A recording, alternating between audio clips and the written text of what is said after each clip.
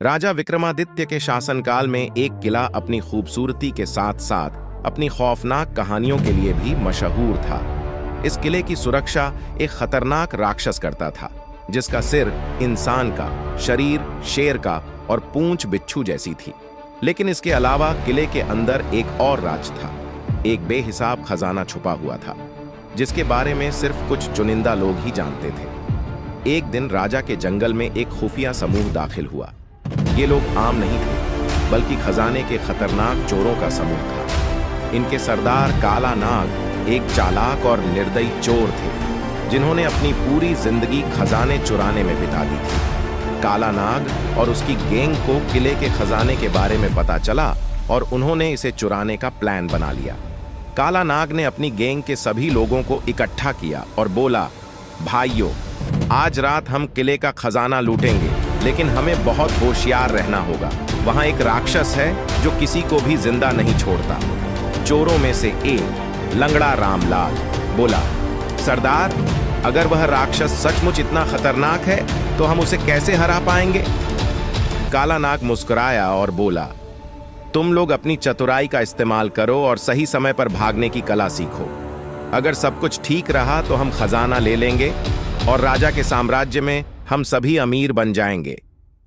इसी बीच राजकुमारी लीला को खजाने और राक्षस के बारे में जिज्ञासा हुई, इसलिए उसने अपने पिता से अनुमति लेकर जादूगर डंबलडोर के साथ किले की ओर रवाना होने का निर्णय लिया।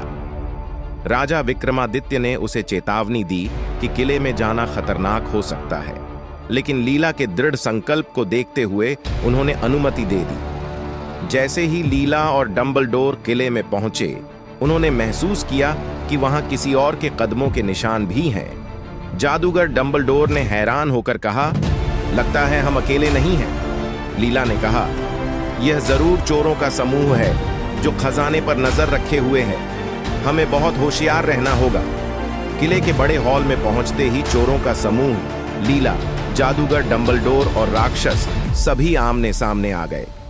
काला नाग ने खजाने पर कब्जा करने के लिए अपने साथियों को आदेश दिया, जल्दी करो, खजाना समेट लो और पतली गली से निकलो। लेकिन जैसे ही वे खजाने के पास पहुंचे, राक्षस ने दहाड़ते हुए कहा, किसी में हिम्मत है जो मेरे खजाने को छूने की कोशिश करे? चोरों ने अपनी तलवारें निकाली और राक्षस पर हमला किया, लेकिन राक्षस की ताकत और गति ने उन्हें डर से भर दिया। लंगड़ा रामलाल ने डरते हुए कहा, सरदार, ये तो मौत का फरिश्ता है। लीला और जादूगर डंबलडोर ने मौके का फायदा उठाते हुए राक्षस पर हमला किया। लीला ने कहा, काला नाग, अगर तुम यह खजाना लूटने से बाज आ जाओ तो हम तुम्हें जाने देंगे, वरना तुम्हारी खैर नहीं। काला नाग ने हंसी के साथ जवाब दिया, तुम हमें कैसे रोक सकती हो राजकुमारी? यह खजाना आज हमारा है।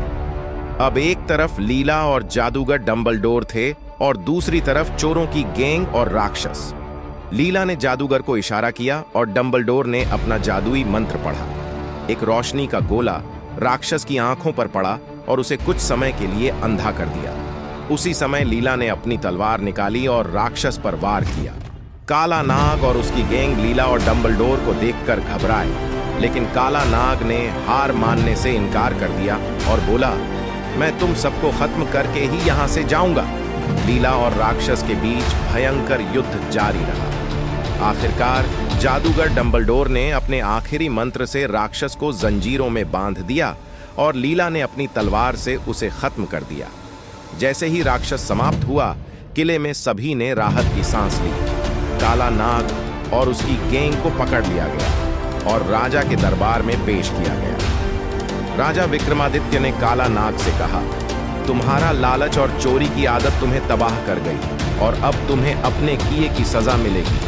अगर आपको हमारा वीडियो पसंद आता है तो कृपया हमारे चैनल को सब्सक्राइब करें।